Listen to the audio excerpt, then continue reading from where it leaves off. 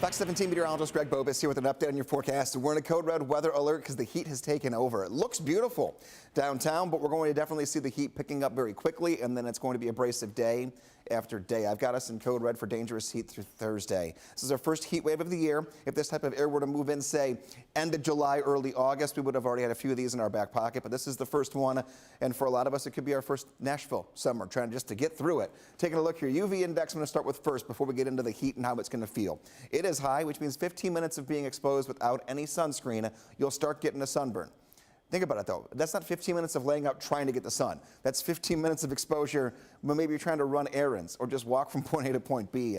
Sunscreen is now going to be your best friend. Now we'll talk heat and humidity. Why does humidity matter? Well, when you don't have any humidity, your body sweats to relieve heat inside of it. That's what you do when you get hot, and that sweat evaporates and your body cools itself down. When you have high humidity, there's so much moisture in the air that you still sweat because your body's still trying to get you nice and cool again, but that doesn't evaporate. It just sticks to you. That's why it's called sticky weather.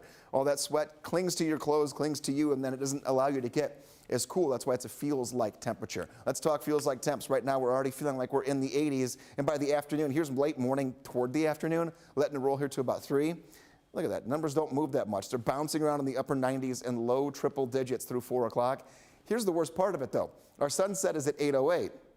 We're going to keep our heat index values in the upper 90s and low triple digits straight through sunset for us later on this evening. And there's one more little part to the puzzle here when it comes to our forecast today.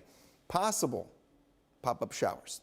Yesterday we had a couple. We had a couple on Saturday too. Let's take a look at our timing. Noon going into 5 o'clock. We could get 1 or 2 that bubble up. We're so hot and humid, it doesn't take much to fire off a shower or a weak storm. We're not worried about severe weather though, which is nice. But taking a look, our 7-day forecast, we continue to do the same thing.